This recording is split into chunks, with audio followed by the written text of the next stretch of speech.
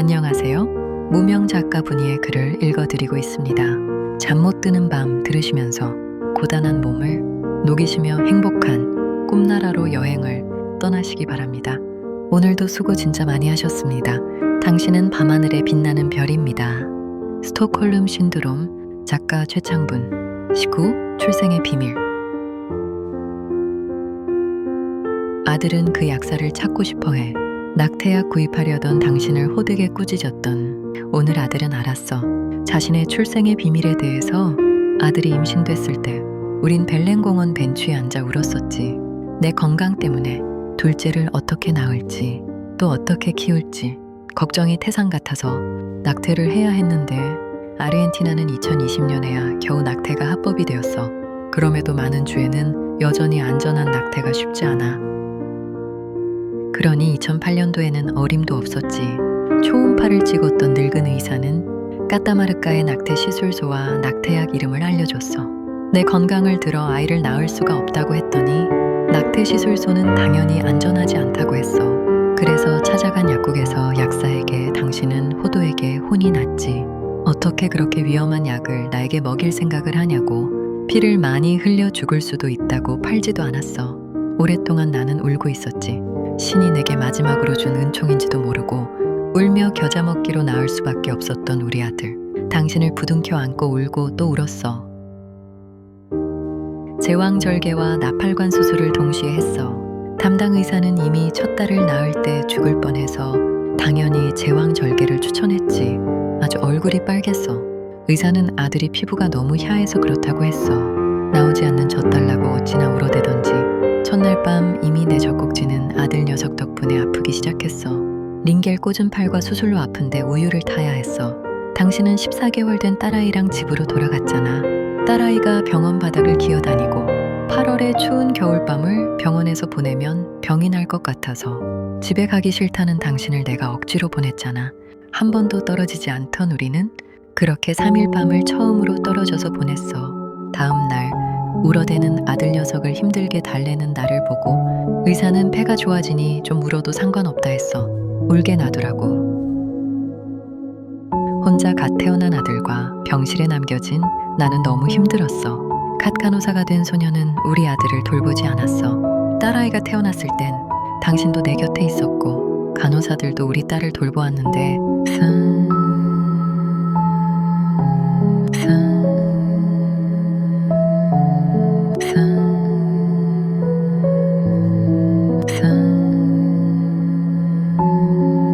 아들은 오늘 자신의 존재 가치가 얼마나 중요한지 새삼 깨달았다 봐. 하마테오면 이 세상의 빛을 못 볼 뻔했잖아.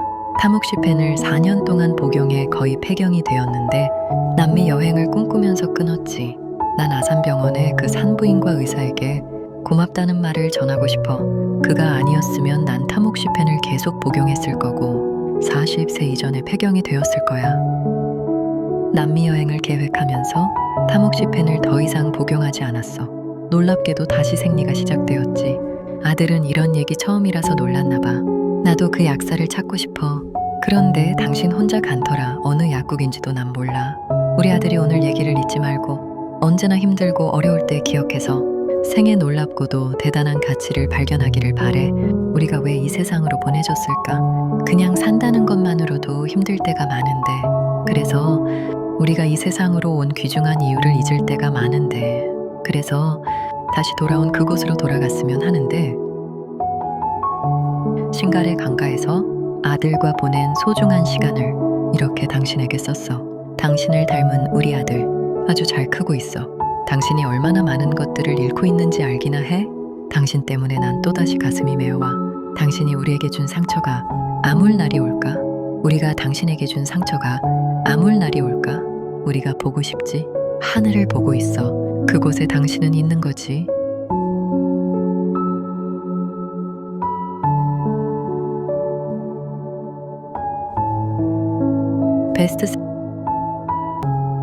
베스트셀러와 스테디셀러 작가를 꿈꾸는 분이는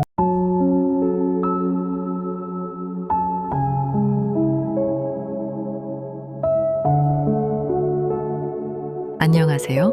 무명 작가 분이의 글을 읽어드리고 있습니다.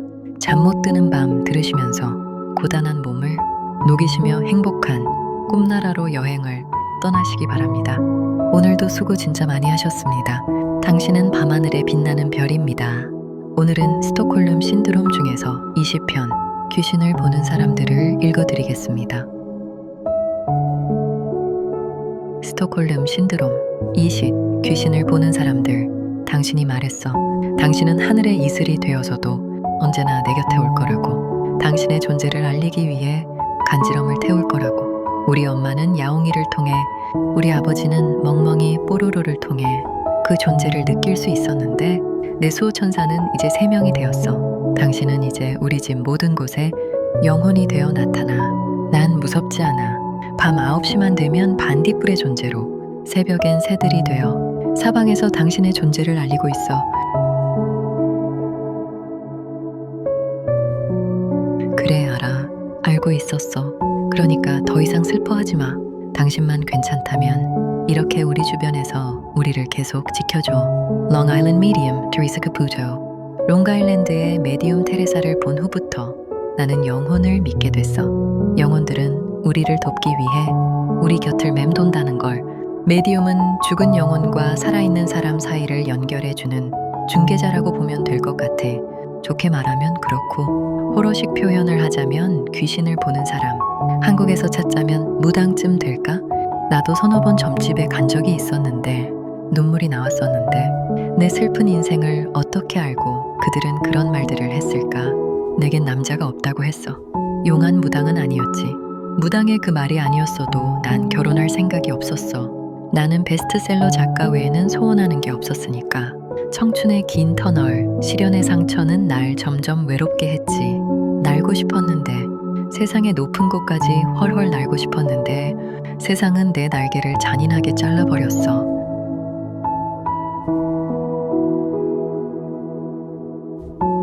난 청춘의 늪에서 죽지 않으려고 잘려나간 내 날개에서 떨어지는 피를 보며 파닥거리면서 힘차게 날기 위해, 그리고 살기 위해 발버둥 치면서 허우적거렸어. 그러다 세상에 한 바퀴를 돌아서 당신을 만났지. 당신과 15년을 함께 했는데 어떤 박수는 내 몸에 칼자국이 생길 거라고도 했어. 그때 당시에는 한 개도 없었는데 지금은 2개의 수술 자국이 있지.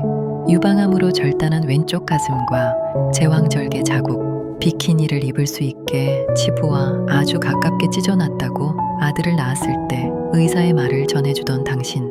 근데 가슴을 아주 절단냈기 때문에 비키니는 입고 싶어도 꿈도 못 꿔. 몰리노 수영장에 갔을 때 티셔츠 입은 채로 수영장 물에 들어갔는데 안전요원으로부터 제재를 받았어. 수영복구에는 안 된다고. 당신은 그 안전요원을 죽일 뻔했었지.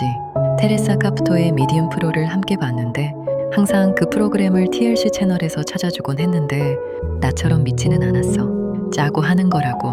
참 대단한 능력을 가졌지. 근데 테레사와 레리는 이혼을 한 것 같아. 2018년이면 꽤 됐네. 28년을 함께하고 아들과 딸을 키웠는데 33년 일에 총 함께 알고 지낸 시간이 죽은 사람들의 영혼이 따라다니는 테레사와 함께하는 삶이 쉽지 않았을까? 보기엔 테레사가 번 돈을 잘 썼던 것 같은데. 테레사는 다른 사람들의 영혼이 나타나면 항상 머리가 아프다고 했어. 리얼리티 TV에 잠깐씩 카메오식으로 나와서 아는 게 없었는데 자료를 찾아보니 레리 카프토는 자동차 산업 회사를 차려서 기술자로서 일을 했다네. 음식 수입도 좀 했고 아들 학교에서 하키 코치로도 일을 했고 그 역시 메디움으로 활동하면서 빅 레리 아파렐이란 의류 회사를 차렸어. 주로 오토바이 의상이랑 문신 같은 걸 취급했나 봐. 어렸을 때부터 영혼을 보았다고 하네. 몰랐어. 레리도 테레사와 같은 훌륭한 능력을 가진 걸. 난 테레사의 빅팬이었고 레리는 참 좋은 남편이구나 하는 정도였는데 2밀리언 자산을 갖고 있고 이혼 후에는 로렌조 차프토라는 와인 업체를 운영하고 있나 봐. 산타모니카 해변을 할리 데이비슨을 타고 달리는 레리. 당신도 그런 여유로운 삶을 꿈꾸었는데 기레라를 타고서라도 달렸는데 2 아이를 앞뒤로 실은 채 할리가 아니면 어때? 그래도 우리의 꿈은 할리를 타고 쌩쌩 바람을 타고 달려보는 거야. 근데 그 자세는 편한 걸까? 테레사는 복차에 리딩이라고 하네. 상담 혹은 세션이 이루어지는 행위를 늘 한 건당 50팩 $75를 받아 예약을 하고 2년을 기다리나 봐. 코비 때는 책을 썼어. Good morning. 좋은 비탄 혹은 좋은 장례식 혹은 좋은 애도라고 해야 하나? 이혼의 상처와 극복기쯤 될 것 같아. 두 사람의 이혼은 아주 신사적으로 이루어진 것 같지. 이혼 후엔 특유의 아메리칸 스타일로 친구로 남고 말이야. 참 어떻게 그렇게 깔끔하게 이혼을 끝낼 수 있을까? 그런데 세상의 다른 곳에선 하루에도 얼마나 많은 여자들이 살해를 당하고 있는지 몰라. 이혼은커녕 헤어지고 싶다는 말도 꺼내지도 못하고 문 밖을 나서지도 못하고 그렇게 보일 뿐 그 어느 누구의 이혼도 그렇게 쉽게 치러지지 않았음을 그래 나는 알고 있어.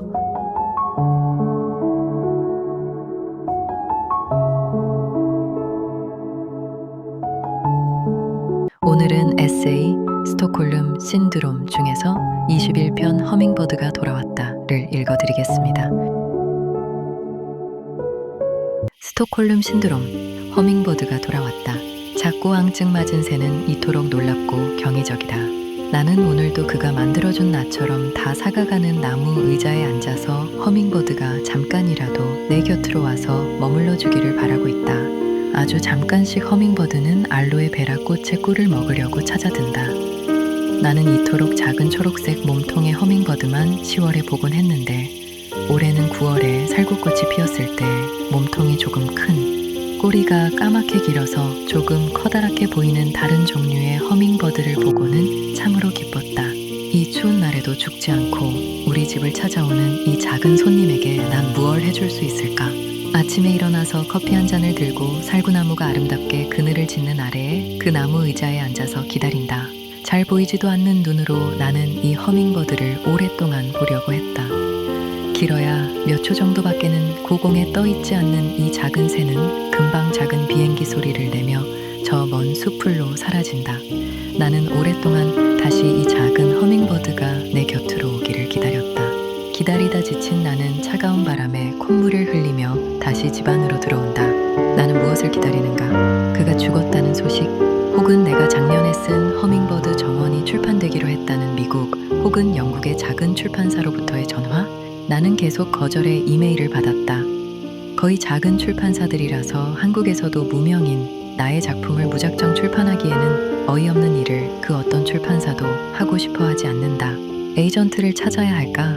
에이전트는 어쩜 큰 출판사로 나를 연결시켜 줄지도 모르는데 그렇게까지는 하고 싶지 않다. 더 복잡한 일이 많아질까 봐서 잘못된 계약이라도 하게 될까 봐서 참 오지도 않는 기회를 갖고 나는 김칫국도 잘 마신다. 참 이렇게 안 되는 일을 40년도 넘게 하고 있는 나는 집념이 대단한 걸까? 아니 이렇게라도 뭔가를 하고 있지 않으면 내 인생은 홀연히 사라질지도 모른다는 불안과 좌절 때문에 나는 오늘도 한 줄이라도 쓰지 못해 안달을 하고 있는 건지도 모른다. 나의 정체성을 찾기 위해서 나의 삶을 지탱하기 위한 몸부림을 안쓰럽게 하는 나는 한없이 늙어가고 있는 중이다. 아니 죽어가고 있다. 올해는 사과나무에 사과가 엄청 많이 달렸다. 9월에 한 달이라는 시간을 나는 잃었다. 옆집 노인네가 까따마르카에서 와서 자신의 집을 지키고 있는 바람에 나는 그의 눈에 뜨이지 않으려고 그의 끔찍한 목소리를 듣지 않기 위해서 밖으로 나갈 수가 없었다. 그래서 하얗게 피어나는 사과꽃도 볼 수가 없었다. 그런 나를 원망하지도 않고 사과꽃은 이제 탐스런 사과를 주렁주렁 매단 차에 나를 기다리고 있다. 이 사과나무는 그가 심은 것이 아니다. 음식 찌꺼기를 뿌리면 씨앗들은 저절로 이렇게 나의 정원에서 새싹을 키워냈다. 이제 작은 숲이 된 나의 정원. 나는 이 정원을 지키는 외로운 방랑자. 나무와 꽃을 나처럼 사랑했던 그 사람. 그래서 산이 좋아 평원을 떠나 이곳으로 와 우리 집을 지었던 사람. 나는 그 사람을 기다리는 건가? 이제는 내 곁에 올 수 없는 사람인데 죽음으로 나에게 올 그 사람을 나는 어쩜 이 봄날의 정원에서 기다리고 있는 걸지도 모른다. 나는 그를 허밍버드 정원에서 2025년에 죽였다. 그리고 그는 허밍버드가 되어 나를 찾아오게 했다. 나의 비밀이 너무 많이 쓰여진 허밍버드는 어쩜 세상에 드러나지 말아야 해서 출판이 안 되는 걸지도 모른다. 그래도 나는 기다린다. 한국에 가고 싶어서 내 고향에 부모님의 묘라도 지켜드리고 싶어서 나는 어렵게 쓴 내 소설이 미국에서 출판되기를 기다린다. 근데 아직도 나의 전성기는 올 징조가 보이지 않는다. 한국으로 가게 되면 나는 이 허밍버드를 영원히 볼 수 없을 사과나무에 열리는 사과꽃과 사과를 바라보면서 내가 느꼈던 먼지처럼 작은 이 행복감도 어쩜 나는 느낄 수 없을지도 모른다. 그래도 나는 한국에 가고 싶다. 한국에 가도 내 곁에는 아무도 없을지도 모른다. 그래도 나는 한국에 가고 싶다. 그리고 한국에 가면 나는 라면 먹방을 질리도록 찍을지도 모른다. 나도 라면 먹방을 한다고 라면을 못 먹고 사는 사람들에게 자랑을 할지도 모른다. 산딸기가 보광사의 뒤뜰 가을가의 피덩어과 같은 산딸기가 이제 많은 덩쿨을 이루었다. 나는 이곳에서 작은 눈물을 흘리며 내 덧없는 생이 지나가는 것을 바라보고 있다. 방울방울 떨어지는 내 눈물을 머금고 이 산딸기는 무럭무럭 자라고 있다. 흰꽃이 떨어지고 조금씩 딸기 모양을 씨앗 모양을 내가고 있다. 허밍버드는 나를 아는 걸까?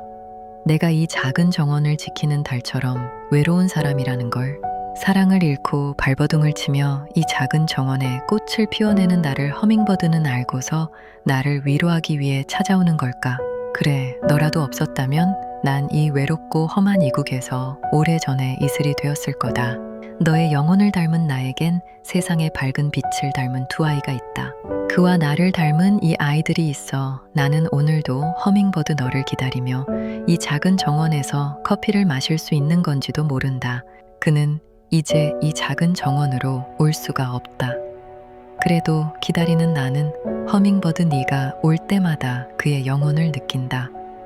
그가 바람으로 전하는 말을, 잘 있으라는 말을 나는 알아들은 것도 같다. 너에게 그렇게 많은 상처를 줬는데도 너는 그가 보고 싶은 건가 보다. 그가 걱정이 되어 너는 그렇게 안쓰러운 건지도 모르겠다.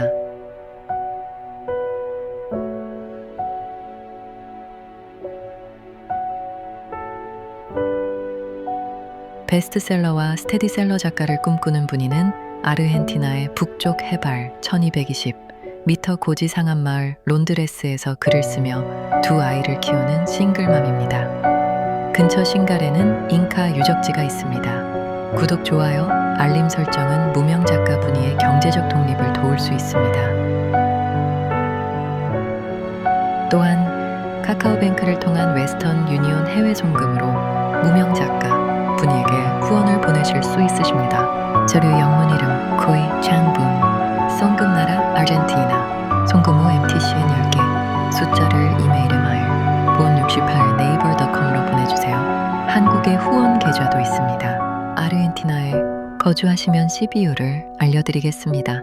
여러분의 소중한 후원으로 분이의 글은 더욱 빛나게 됩니다. 도와주십시오.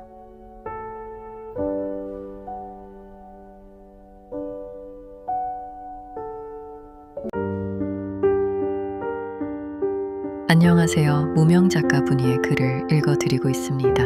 오늘은 에세이 스톡홀름 신드롬 중에서 22편 가로등을 읽어드리겠습니다.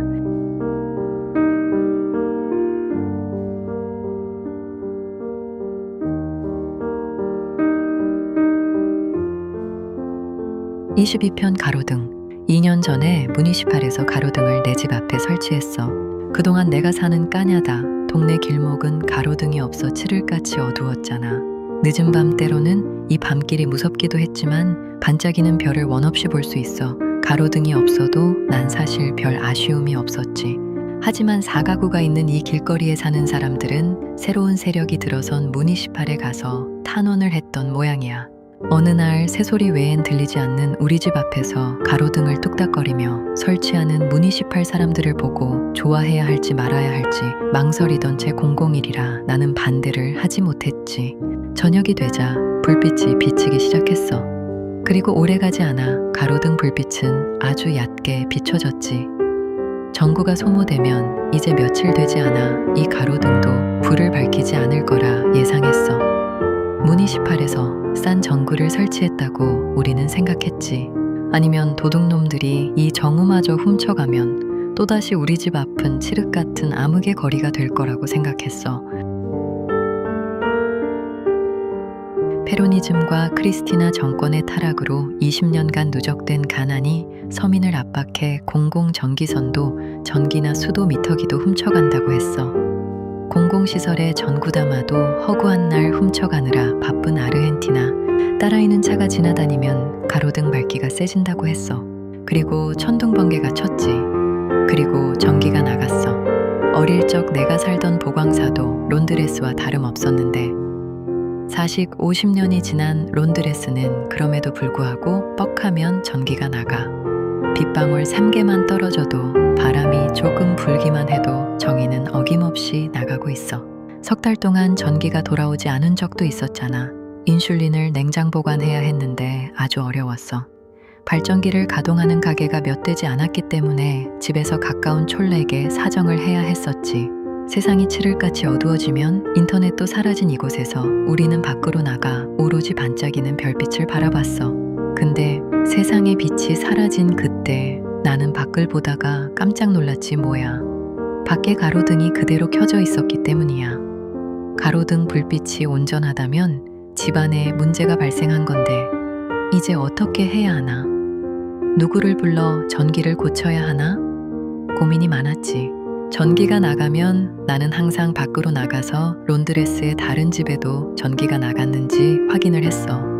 우리 집만의 문제인지 론드레스의 모든 집의 문제인지 알아내기 위해서였지.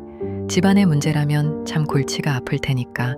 그런데 칠흑같이 어두운 론드레스에 오직 우리 집 앞에 가로등만이 아름답게 반짝이고 있었어. 그제서야 우리는 그 가로등이 전기로 연결된 것이 아니라 태양광으로 빛나는 것임을 알았지. 무슨 연유인지 우리 집 앞에만 설치된 태양광 가로등. 그 가로등은 전기가 나갈 때마다 독보적으로 론드레스에서 유일하게 환하게 빛나기 시작했어. 그런 유용함도 모르고 선거철이 되면서 무니시팔에서 또 나왔지 뭐야.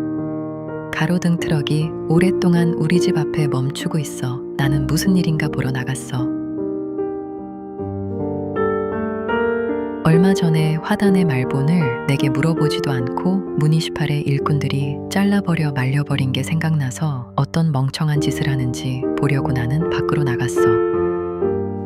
피해 보상 청구를 해도 먹히지 않을 테니까 내가 우선 조심을 하고 단속을 해야 했거든. 한 사람이 전기선을 손에 들고 있었어. 보아하니 전기선을 가로등에 연결할 모양인 것 같았어. 물어보니 그렇다고 했어. 무니시팔 로고가 쓰여 있지 않은 밴을 타고 있어서 나는 무슨 일인지 누구인지 알려고 했어. 운전사가 살라몬에 살던 사람 같았어. 20년이 지나 아이들은 모두 어른으로 성장해 있었고 남자들의 얼굴도 세월을 먹어 많이 바뀌는 것 같았지. 기억을 잃어가고 시력도 약해진 탓에 이제 나는 사람들 알아보는데 시간이 걸려. 가로등 불밝기가 세지 않아 태양광 가로등을 전기 방식으로 바꾸려고 하는 게 맞았어. 나는 바꾸지 말라고 했어. 전기가 다 나간 론드레스에 오직 우리 집의 가로등만이 환하게 빛나고 있다고. 밝기가 세지 않아도 상관없으니 그대로 놔두라고 말했어. 무니시팔 사람들은 아무런 이해 없이 내 말을 수긍했지. 정의선 영월 작업하려던 걸 멈추고 군말 없이 돌아갔어. 그들도 좋았을 거야. 높은 전보선대를 올라가지 않아도 되었을 테니까. 아직 아스팔트 길은 만들어지지 않았어. 10달이 넘게 흘렀는데 까냐다의 우리 집 길은 흙길이야. 아스팔트 길이 만들어지면 여름에 엄청나게 더울 텐데. 그럼에도 불구하고 가시나무들 천지에다가 하루가 멀다 불어오는 거친 사막의 바람으로 오토바이에 빵꾸 나는 게 덜 할까봐 나는 아마 무니시팔 일을 막지 않을지도 몰라. 막을 수도 없을 거야. 아스팔트가 깔린다고 해도 바람이 먹고 나면 나는 밖에 나가 가시나무를 줍느라고 바빠야 할 거야. 오토바이가 빵꾸 나지 않으려면. 인터넷이 아니라면 나는 이 작은 마을 론드레스에서 20년간 멈춰있는 거라고 생각해야 하겠지. 나만 갇힌 채로. 근데 내 얼굴과 몸과 내장으로 그 20년의 세월이 고스란히 새우며 들었어.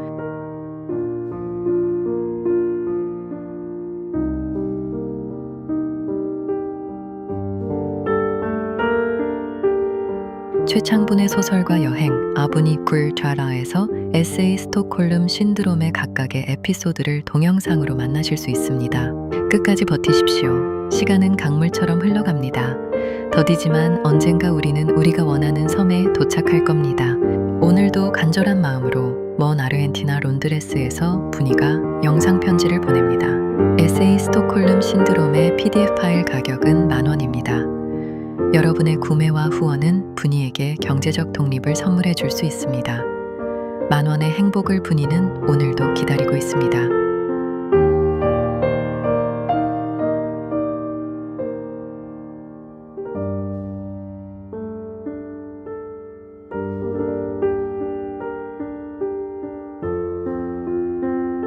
무명 작가 분이가 쓴 에세이 스톡홀름 신드롬은 총 26개의 짧은 에피소드로 이루어져 있습니다. 결별로 15년의 결혼 생활을 끝낸 후 남은 두 아이와 힘들게 홀로 서는 6년간의 분이의 인생을 절제된 고통과 타는 아픔으로 그려냈습니다. 아빠를 그리워하는 아이들, 그리고 남편의 빈자리가 큰 분이에게 삶은 언제나 폭풍으로 후려치기만 합니다.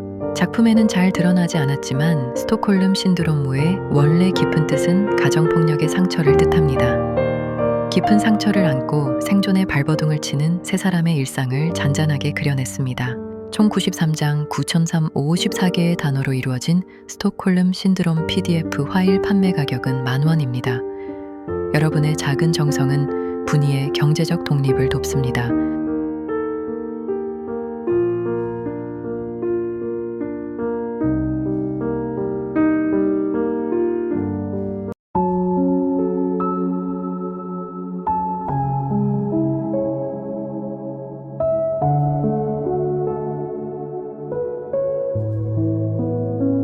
안녕하세요. 무명 작가 분이의 글을 읽어드리고 있습니다. 내일은 내일의 태양이 뜹니다. 오늘은 에세이 스톡홀름 신드롬 중에서 크레스피는 돌아오지 않았다를 읽어드리겠습니다. 에세이 스톡홀름 신드롬 23편 크레스피는 돌아오지 않았다. 올해 크레스핀 시레피는 돌아오지 않았어. 작년엔 2달 동안 쉬지 않고 밤이고 낮이고 울어대던 크레스핀. 한 번도 들어본 적 없는 크레스핀의 울음소리에 우리 식구는 많이 놀랬어. 무섭기도 하고 무슨 전조 같기도 하고 해서. 딸아이가 특히 많이 무서워했어. 나중에 새소리라고 해서 덜 무서워했지만 시골 살던 어릴 적에 나도 저녁밤이면 울어대던 소촉사의 소리가 무서웠는데 파시바리 2세의 이름을 알려줬어. 내가 녹음을 해서 들려줬더니 이곳 토박이인 파시발은 대뜸새의 이름을 알더라. 파시발은 가끔씩 봐. 계속 우리가 새들어 살던 그 커다란 의사의 집을 지키고 있어. 정원이 넓어서 아이들이 뛰어놀기에 아주 좋은 집이었는데 박쥐가 다시 점령했을 거야. 우리가 나간 후 한 2번 새를 놓았던 것 같은데 다시금 현관문은 굳게 닫혀 있어. 파시발은 훌리에따와 헤어지고 만나는 사이를 반복해. 훌리에따는 옷을 사고 파시발은 그 옷값을 내게 값사가. 옷이 필요할 때만 훌리에따는 파시발에게 잘해주는 것 같아. 옷을 얻게 되면 얼굴 싹 바뀌는 훌리에따. 근데 남녀 사이는 2사람만 아는 거지. 우리는 그냥 짐작을 할 뿐이야. 보이는 게 전부가 아니니까. 옷값을 파시발이 내게 갚는 동안 나는 파시발에 다 망가져 너덜해진 그의 오토바이도 보게 될 거야. 크레스피는 미리 익을 때면 나타난다고 해. 근데 거의 20년을 살면서도 난 한 번도 크레스핀의 울음소리를 들어본 적이 없었어. 그래서 더더욱 희한했지. 밤이고 낮이고 같은 새인지 또 다른 새인지 쉬지도 않고 2달을 울어댔거든. 밤이면 유독 더 크게 들렸어. 낮에는 이러저런 소음 때문에 귀 기울이지 않으면 뚜렷하게 구별이 안 되었는데 밤에는 대부분의 새도 잠을 자러 가거든. 부엉이도 울지 않아. 나도 생전 처음 듣는 소리라서 귀에 거슬렸지. 담장이 튼튼하지 않아 밤에 들리는 모든 소리는 무섭거든. 그래서 현관문에 항상 커다란 칼 마쳇대를 대기해 놓고 있어. 크레스핀이 울어댔던 건 당신이 나를 부르는 소리였을까? 그런데 난 갈 수가 없었어. 당신이 아픈 것 같았는데, 많이 아픈 것 같았는데. 위키페디아에 의하면 크레스핀은 아르헨티나의 시골과 라틴 아메리카의 다른 지역에서는 크레스핀 또는 크리스핀이라고 불린다고 해. 새의 노랫소리 때문에 널리 알려진 전설이 널리 퍼져 있는데 이 새는 남편을 따라가지 못한 벌로 새로 변한 여자라고 해. 그 후로 새의 모습으로 돌아온 여자는 노래를 부르며 크레스핀 또는 크리스핀이라고 불렸던 잃어버린 남편을 찾아 헤매며 부른다고 해. 콜롬비아에서는 이 새를 세발 3feet이라고 부르는데 이는 단어와 울음소리가 의선거적으로 유사하기 때문이래. 시골 지역에서는 많은 사람들이 이 울음소리를 죽음과 불행의 징조로 여기며 사랑하는 사람의 죽음이나 다른 비극과 연관 짓는다고 해. 이 새는 수줍음이 많아 눈에 띄지 않는 경우가 많고 울음소리는 더욱 신비로운 분위기를 자아낸다고 해. 2달을 그렇게 우리가 보고 싶어서 울어댔는데 크레스핀이 되어 우리에게로 돌아온 당신은 우리를 마지막으로라도 보려고 했을 거야. 그런데 우리는 당신에게로 가지 않았지. 갈 수가 없었어. 당신을 볼 준비가 되지 않았으니까. 우리는 아마 계속 당신을 볼 준비가 되어 있지 않을 거야. 보고 싶을 거야, 우리가. 얼마나 보고 싶겠어? 아프겠지. 당신을 버린 우리가 밉겠지. 당신의 아픔을 느끼지만 이제 나는 그 아픔을 품을 수가 없어.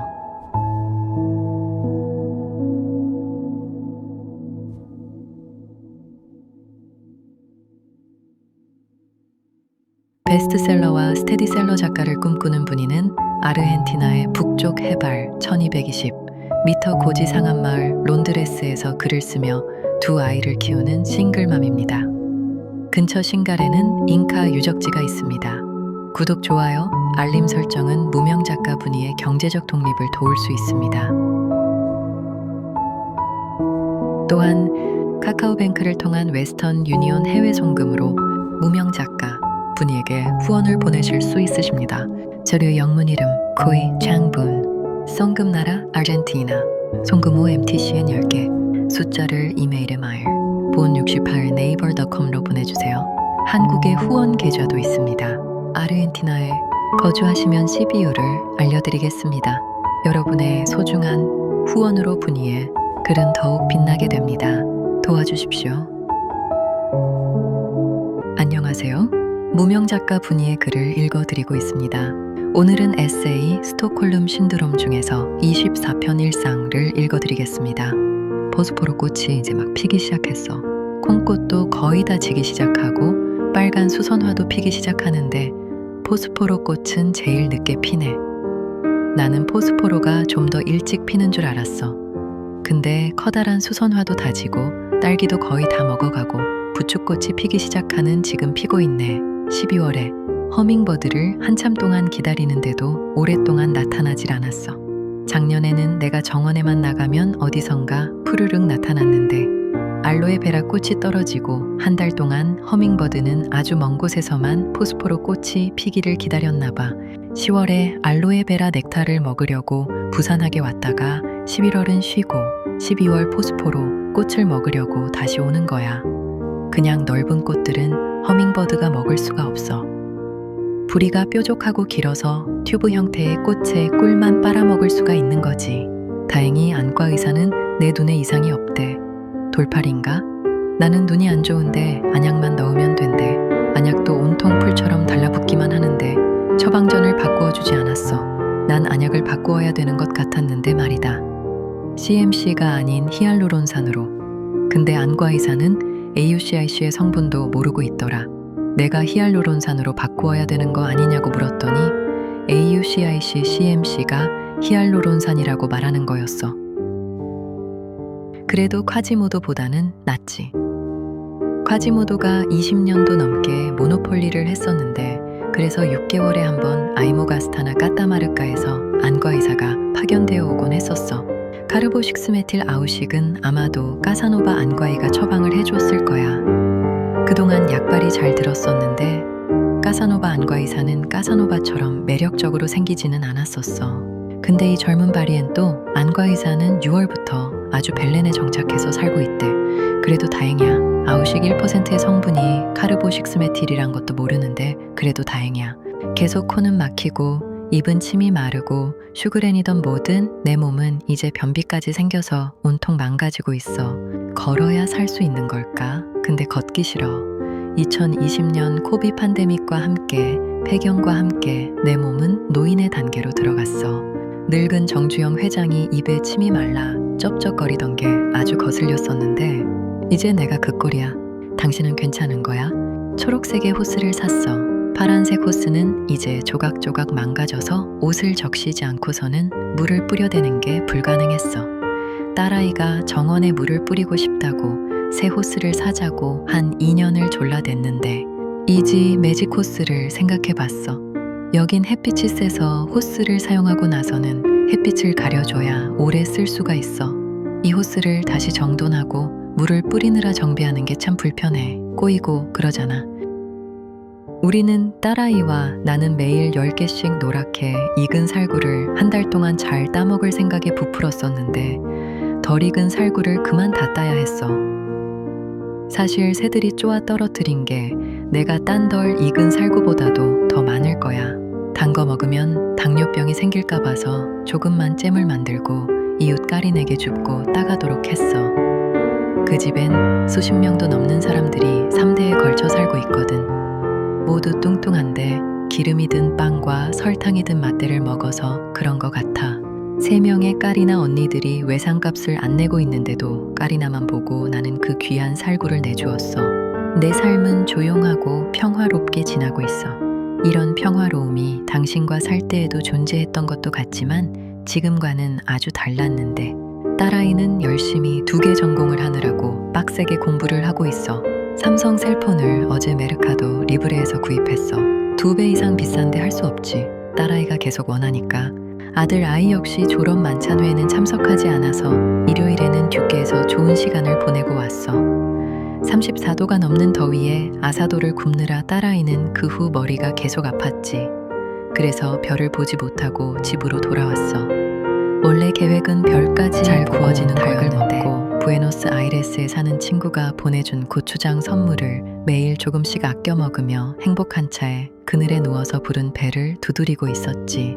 여기저기 몰려드는 사람들을 보고 물장구 치는 아이들의 차가운 물에 깜짝깜짝 놀라며 그랑자드의 섬에서 노는 19세기 프랑스 사람들처럼 우리는 커다란 음악 소리와 개들이 만들어내는 앙증맞음을 보며 그렇게 오후를 보냈어.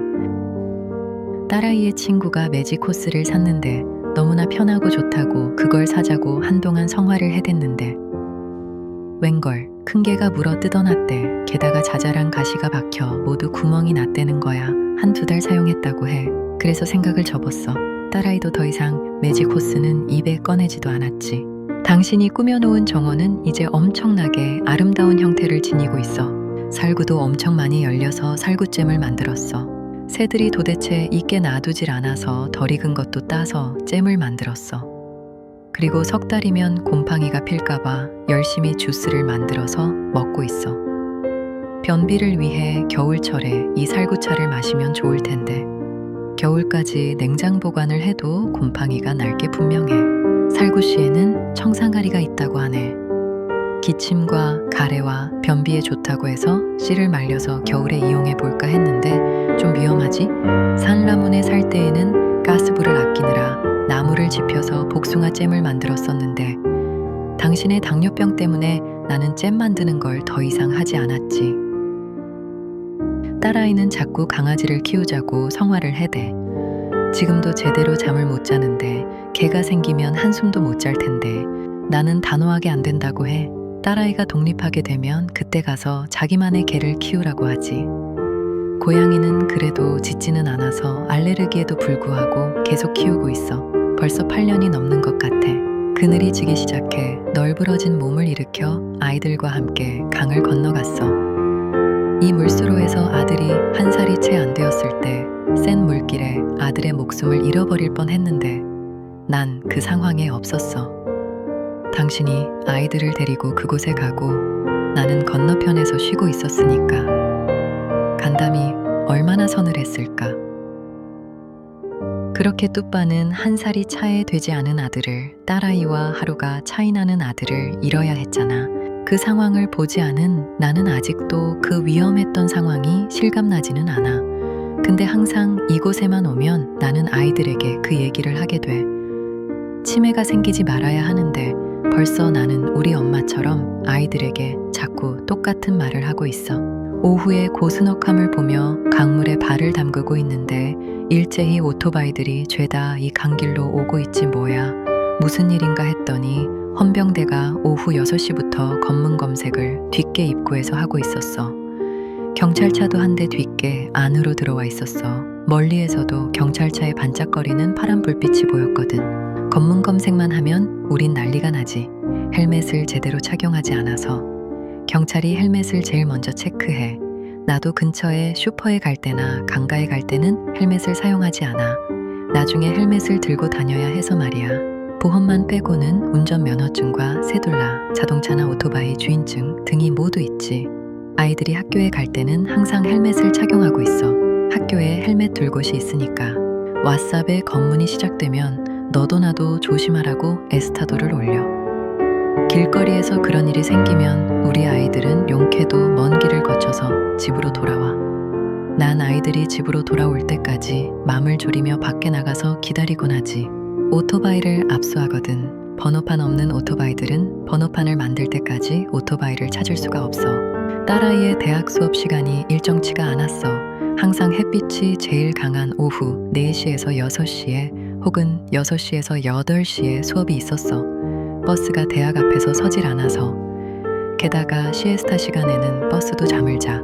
그래서 할 수 없이 오토바이로 다녔는데 지금 마지막 시험을 앞두고 있어. 잘 통과해야 할 텐데. 2학년부터는 조금 수월하다고 하는데 한국에 비하면 이곳에서 하는 공부는 아무것도 아닌 것 같은데 말이야. 그래도 수월치는 않지. 다행히 쏜다먼지 바람은 불어오지 않았어. 어제 화요일에 그 바람은 불어왔지. 아주 청명한 하늘에 부는 바람이 그렇게 아름다웠지. 은사시 나무도 미류나무도 참 아름다운 바람을 불어대 나무잎이 찰랑찰랑 바람에 나부꼈어. 우리가 잘 가던 이 듀께는 별로 변화가 없어. 우리가 6년이나 떨어졌는데도 똑같아. 6번의 당신 생일이 지나갔어. 내 생일에도 별 특별한 일은 없어. 미역이 없어서 미역국조차도 끓여 먹지 못하는 내 생일인걸. 그래도 항상 당신이 생일 케이크를 만들었는데 단 케이크를 먹고 단기 올라서 또 우리는 불안에 떨어야 했지. 우리는 이제 생일에 케이크를 만들지도 사지도 않아. 아이스크림 케이크를 사지. 그 위에 폭죽초를 밝혀. 왜 우리는 이런 비극을 맞이했을까? 왜 신은 우리를 만나게 했을까? 그래, 난 그 대답을 찾았어. 우리 아이들이 이 세상에 태어나게 하려고 우리는 만난 거지. 가끔씩 당신이 보고 싶다는 생각도 해. 나는 무너지지 않고 계속 우리 아이들이 자립할 때까지, 많게는 20년까지만이라도 더 살게 해달라고 매일매일 신께 기도하면서 매달리지. 내 건강이 너무 안 좋아서. 나도 많이 아파. 아들이 곧 일어나서 체육하러 가야 돼. 당신이랑 크면 살겠다고 해서 날 놀라게 했던 아들. 나한테 화가 많이 났었나 봐. 그래서 날 아프게 하고 싶었었나 봐. 당신이 그때 많이 그리웠나 봐. 많이 그리울 텐데 나한텐 이제 아무것도 그립지 않다고 말해. 근데 그 아이 맘속에 뭐가 들어있는지 난 알 수가 없지. 당신이 떠나고 난 다음 날 어린 아들은 천정을 올려다보며 가슴이 텅 비었다고 말했어. 그 어린 아들의 눈에서 눈물이 뚝뚝 떨어졌을 때 난 숨을 쉴 수가 없었어. 내 삶은 이렇게 조용히 끝나는 걸까? 내 인생은 참 고단하기만 했어. 계속 내 인생은 삼재였었던 것 같아. 난 그걸 몰랐나 봐. 아니, 느끼지 않으려고 했나 봐. 살아야 해서, 어떻게든 살아남아야 해서 발버둥 치느라고 나는 내가 참 힘들었다는 걸 잊었던 것 같아. 당신의 삶도 순탄하지만은 않았는데 왜 신은 우리를 이렇게 만들었을까? 왜 우리는 이렇게 가시밭길을 걸어야만 하는 걸까? 너무 버겁다. 너무 힘들다. 사는 것이.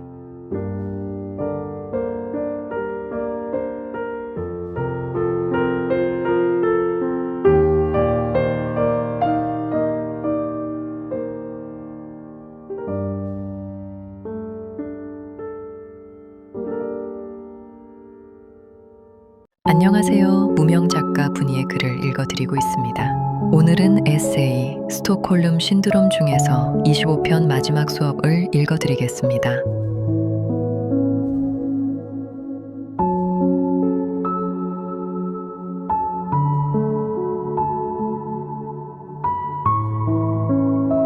스톡홀름 신드롬 25편 마지막 수업. 오늘 아들은 마지막 수업을 해. 마리아 훌리에타 엄마 라우라가 아이들을 놀래게 해주려고 왓삽 그룹에 교실 데코레이션 등등을 하느라고 수선을 떨어댔어. 내년이면 졸업반인데 예비 졸업반 파티를 꾸미는 거지. 아들의 친구는 에밀리오와 빌리. 빌리의 엄마는 2년째 옷값을 갚지 않는 연병할년. 총 3자매들이 옷값을 안 갚고 있는 나쁜 종자의 아들인데 그래도 아들의 친구라네. 빌리의 아빠는 우리 집을 짓다가 돈을 떼먹고 튄 천하에 볼 수 없는 나쁜 놈. 근데도 빌리가 아들의 절친이라네. 학교에 좀 늦게 도착해서 엄마들이 밀가루와 하얀 스프레이를 이미 아이들에게 뿌린 뒤였어. 아들은 빌리와 에밀리오와 온통 밀가루와 하얀 스프레이를 가방과 헬멧까지 뒤집어 쓴 뒤였어. 눈에 엉겨 붙어서 눈도 제대로 못 뜨는데 마침 론드레스 전체가 물도 하루 종일 나오지 않는 상태라서 겨우 휴지로 조금 씻어냈어. 에밀리오 아빠 르네는 경찰이야. 포렌직을 담당해. 사진 좀 찍고 론드레스 거리를 오토바이와 3대의 차로 퍼레이드를 하며 1시간은 질주했나봐. 문화센터를 지날 즈음엔 무니시팔의 노동자들이 물탱크에서 바켓으로 물을 떠서 오토바이 퍼레이드 하는 아이들에게 쏟아부었어. 물이 나왔다면 호스로 뿌려댔을 텐데 물이 하루 종일 안 나오는 바람에 지붕에 있는 물탱크를 열고 그렇게 뿌려대며 우리 아이들에게 물세례 퍼레이드를 해댔지. 우리 아이들을 그렇게 맞이해주는 사람들이 참 고마웠어. 마지막은 라우리따의 농장으로 가서 수로에 흐르는 물에 38도의 더위를 식혔지. 저녁엔 학교의 청소부들이 토요일엔 출근을 하지 않는다고 담당 교사가 깨끗이 씻어줄 것을 요구하더라고. 딸아이의 대학 수업이 토요일에만 고등학교에서 열리거든. 아무도 가지 않았던 것 같았어. 오직 행사를 주최한 라우리따와 경찰인 에밀리오 아빠 르네와 에밀리오가 가서 죄다 물 청소를 한 모양이더라. 미안했지. 난 학교 회의에도 참석하지 않는데 청소를 하러 가겠어? 난 디프레션으로 사람들이 많은 장소엔 가고 싶지 않은 걸 공황장애도 있는 것 같아. 행복한 사람들의 얼굴을 볼 수가 없어. 나의 불행이 더 느껴져서. 38도의 더위로 이미 녹초가 돼서 더 이상 힘도 없었어. 아이들 퍼레이드 쫓아다니느라 힘을 다 쏟았거든. 딸아이가 5학년일 땐 이런 거 안 했는데 아르헨티나는 중고등학교를 합쳐서 6년제야. 그래서 딸아이에게 미안하고 너무 덥고 물도 안 나오고 해서 안 가려고 했는데 가길 잘했어. 단체로 사진도 찍고 돌아와서 피자로 늦은 저녁을 먹었지. 난 이제 피자도 잘 만들어. 이렇게 아이들이 잘 자라고 있어. 정말 이보다 더 감사한 일이 어디 있겠어? 딸아이는 2가지 전공을 하느라 계속 스트레스를 받고 있지만 일부러라도 난 딸아이를 빡세게 돌리려고 해. 다른 생각으로 인생 망치게 하지 않으려고. 삼성 셀폰도 도착했어. 428천 페소를 썼어. 백화 받으면 1년 넘게 나에게 갚기로 했어. 모토롤에 비해 2배는 넘게 비싼데 할 수 없지. 노래를 불러대는데 2년 전에 1년도 못 쓰고 모토로라를 케일라의 생일집에 초대받았다가 도난당했어. 순진한 딸아이는 그냥 테이블에 두고 춤을 추었나 봐. 지인들 몇십 명 정도 초대한 듯 했는데 그 중에 나쁜 종자가 섞였던 모양이야. 화면이 깨져서 비싸게 갈아 끼운 지 며칠 지나지 않아서 도난을 당해 더더욱 속상했지. 그리고 얼마 안 돼 오토바이를 도난당하고 다행히 망가지고 해체된 상태였지만 오토바이는 경찰들이 찾아줬어. 도둑놈들은 2주도 안 돼서 풀려나고 오토바이는 여러 부분을 고쳐야 했어. 게이지라는 고치지 않아서 나프타가 얼마나 남았는지 몰라. 그래서 항상 탱크를 열어서 오일이 얼마나 남았는지 체크해야 해. 길거리에서 오일이 떨어진 적도 몇 번 있었어. 아셀린, 살라몬에 살던 이웃 소녀가 이젠 영어 선생이 돼서 제법 좋은 일을 많이 하고 있는 것 같더라고. 자신이 쓰던 삼성 셀폰을 딸아이에게 선물해줬지. 그것 역시도 화면을 금방 금가게 했지만 아차 하는 순간에 떨어지는 셀폰을 무슨 수로 건사하냐고. 그래서 같은 성능의 반값인 모토로라를 사자고 그렇게 설득했는데도 통하지 않았어. 이번 3월에는 코르도바에서 주었다는 삼성 셀폰을 6만 페소를 들여 잠금 장치를 해제하고 썼는데 맛이 완전 가버렸어. 수리상의 잘못인지 누구 잘못인지는 모르고 거의 2주일 셀폰 없이 살다가 백화 메달 타면 나한테 갚기로 하고 울며 겨자 먹기로 삼성 걸로 구입했어. 그래서 딸아이는 지금 한창 이것저것 저장받느라고 바쁘지. 전공 과목을 모두 패스해야 할 텐데 딸아이는 알레르기 감기로 계속 고생하고 건강하지가 않아. 햇빛만 조금 쏘이면 머리가 아프고 조금 오래 서 있으면 기절할 것처럼 창백해져. 딸아이는 작년에 설사병으로 탈수가 돼서 병원에 가서 기다리는 동안 기절을 했었어. 어찌나 놀랬는지 몰라. 패닉이 왔었지. 다행히 나는 당신처럼 기절하진 않았어. 딸아이가 태어나 처음 백신 주사를 맞을 때 당신은 2초간 기절을 했었잖아. 간호사가 다리를 높이 세우고 링겔로 응급조치를 빨리 해서 딸아이는 다행히 위기는 모면했지. 하루 입원을 했어. 탈수 때문에. 아들은 내가 예비 졸업반 파티에 참석한 걸 기쁘게 생각하는 걸까? 말로는 좋았다고 하는데 보니 밀가루 세례를 해대는 엄마들은 꽤 됐어. 근데 오토바이 퍼레이드를 따라간 엄마는 5명밖에 안 돼. 아들이 불편하지 않았으면 좋았겠지. 우리 아이들은 이렇게 잘 크고 있어. 신의 선물이고 축복인 우리 아이들이 무럭무럭 커가는 걸 20년은 더 봤으면 좋겠는데 내 건강이 너무 안 좋아.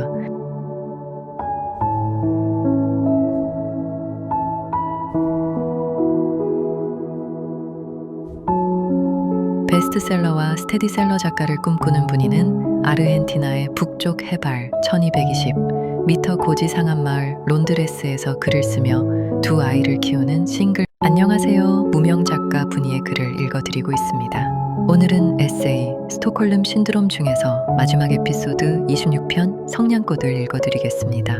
오늘도 내일도 그리고 모레도 당신은 이 세상 속에서 밝게 빛나는 햇살이라는 것을 기억하시기 바랍니다.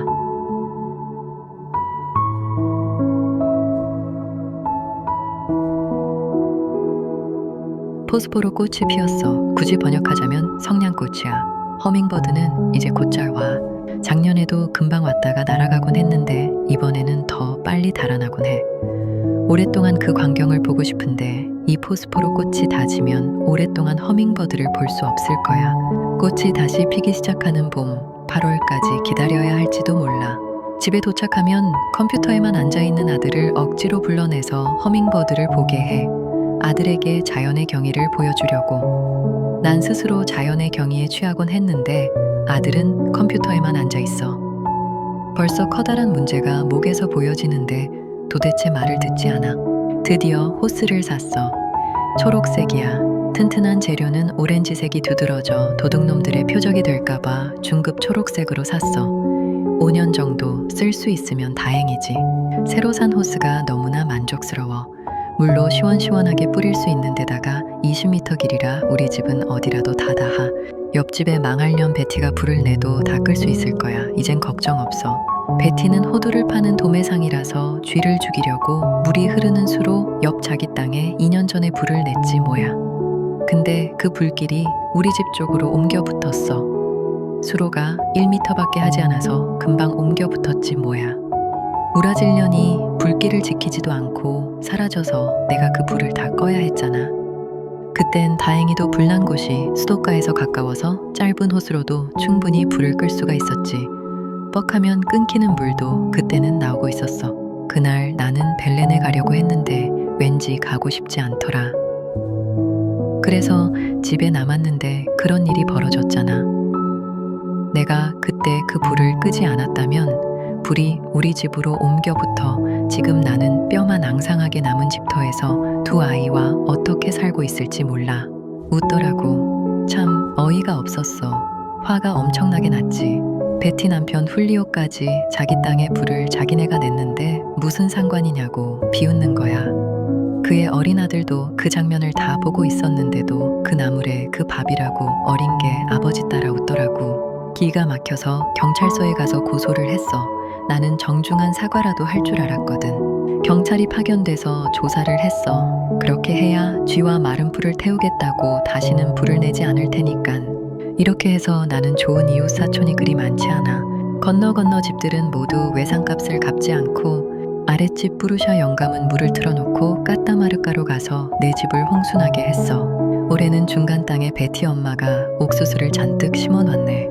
작년에 나에게 못한 짓을 한 탓인지 베티 아버지가 죽었지. 그래서 더더욱 할 일이 없어진 베티 엄마는 이제 베티네 집에서 사는 것 같아. 그 옥수수를 심느라 새벽마다 쿵쿵거리며 땅을 파대고 해서 잠을 더더욱 설쳤는데 옥수수가 1m는 이제 자라고 있어. 말들이 들어와 그 옥수수를 다 먹어치우지는 않을까 몰라. 오른쪽에 사는 늙은이 뿌루샤가 새벽부터 쿵쿵대며 집을 짓지 않으면 왼쪽에 사는 베티네가 새벽부터 집을 증축한다고 소란을 떨어대는 일이 비일비재해.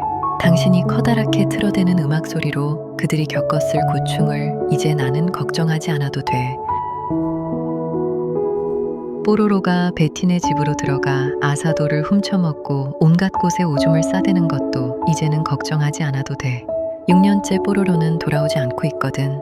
폭죽 소리에 놀라 집을 나갔잖아. 2020년 새해 첫날이었는데 뽀로로와 이웃 개들과 고양이들이 오줌을 자기네 대문에 싸대는데 지친 베티네는 회색 벽난로 담을 모두 쌓아버렸어. 나는 돈이 없어 회색 담을 쌓을 수가 없지. 그래서 온갖 동물들이 우리 집을 방문해. 우리 야옹이조차도 여기저기에 오줌을 싸대고 있어. 영역 표시를 하느라고. 한국에 언제라도 돌아가고 싶어서 이곳에 다시 투자를 하고 있지 않아. 그냥 수도가 고장난 대로 살고 있어.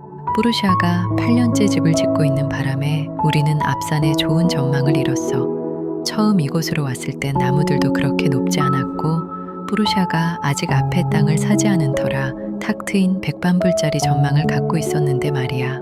그때는 우리가 이 집을 짓느라고 바빴지. 그래도 주위에 이웃들이 가깝지 않아서 당신이 내는 시끄러운 소리를 상관하지 않았을 거야. 우리 땅엔 이제 나무들이 빼곡이 차 있어서 야채들이 잘 안 자라. 한국 호리병 호박이 어찌나 달고 맛있었는지 몰라. 아주 많이 자랐는데 모두 이웃집으로 넘어가는 바람에 이웃이 없는 틈을 타서 담을 넘어 내 호박을 훔쳐와야 했어. 그래서 이젠 호박도 심지 않아. 이웃 좋은 일만 시킬 테니까. 산라몬에서도 옥수수를 담장 근처에 담장처럼 만드느라 심었을 때 말들이 와서 다 먹어버렸잖아. 이렇게 남 좋은 일을 우리는 참 많이 했어. 며칠 전에는 염소들이 우리 아이비 담장 넝쿨도 다 먹어치울 뻔했잖아. 페이스북에 광고를 했어. 또다시 염소들이 와서 우리 집 담쟁이와 뽕나무 잎을 먹으면 잡아서 아사도 구이를 해버리겠다고.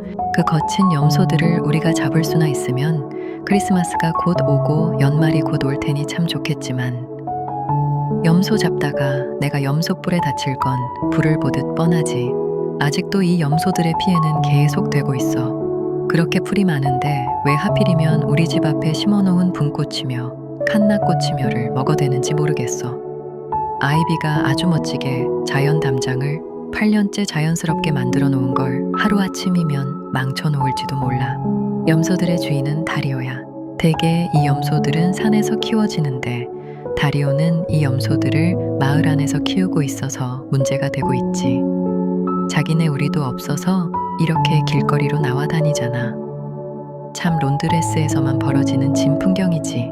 염소들이 쥐도 새도 모르게 계속 우리 집 화초들을 먹어대면 난 또 경찰서에 가야 할 거야. 닭 한 마리가 작년에 우리 집으로 들어온 걸 빨간 빨래 소쿠리로 잘 잡았지. 주인에게 돌려주지 않았어. 분명히 이 옷에 쿠카라찬의 닭이 틀림없었거든. 내 옷값을 안 갚는 나쁜 년이라서 우리 집 근처에 사는 나랑 동갑인 알리시아에게 줬어. 쥐도 새도 모르게 닭 한 마리는 그렇게 사라졌어. 거칠게 사는 알리시아는 이제 나처럼 짧은 머리를 사내처럼 하고 다녀.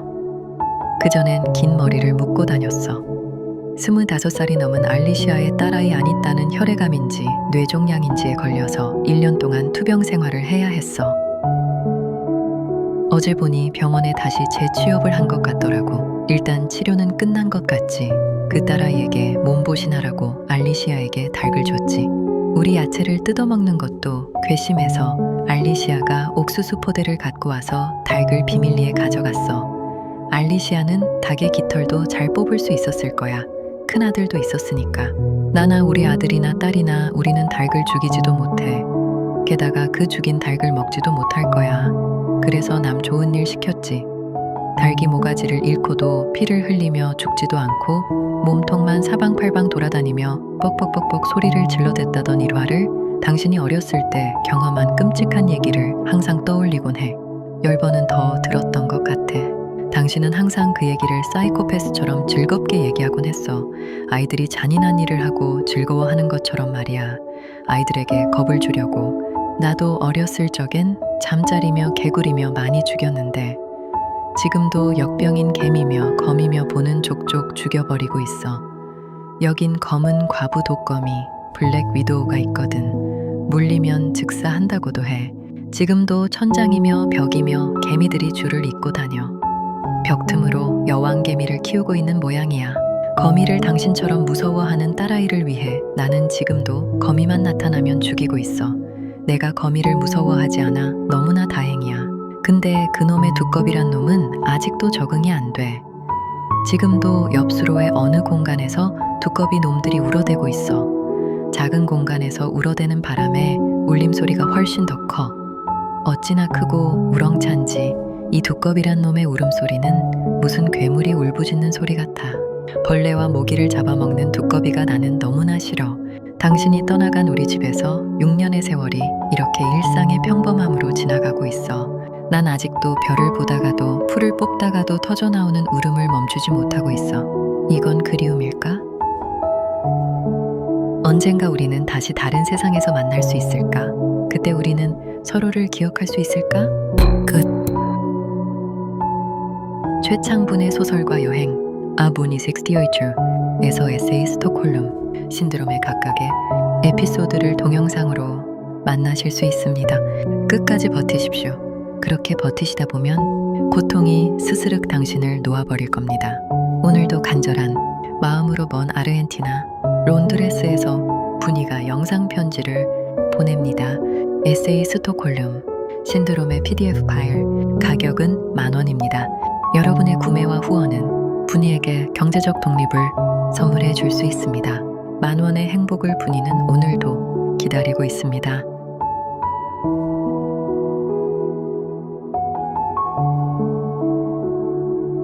무명 작가 분이가 쓴 에세이 스톡홀름 신드롬은 총 26개의 짧은 에피소드로 이루어져 있습니다. 결별로 15년의 결혼 생활을 끝낸 후 남은 두 아이와 힘들게 홀로 서는 6년간의 분이의 인생을 절제된 고통과 타는 아픔으로 그려냈습니다. 아빠를 그리워하는 아이들, 그리고 남편의 빈자리가 큰 분이에게 삶은 언제나 폭풍으로 후려치기만 합니다. 작품에는 잘 드러나지 않았지만 스톡홀름 신드롬의 원래 깊은 뜻은 가정폭력의 상처를 뜻합니다. 깊은 상처를 안고 생존의 발버둥을 치는 세 사람의 일상을 잔잔하게 그려냈습니다. 총 93장 9,354개의 단어로 이루어진 스톡홀름 신드롬 PDF 파일 판매 가격은 $10,000입니다. 여러분의 작은 정성은 분이의 경제적 독립을 돕습니다.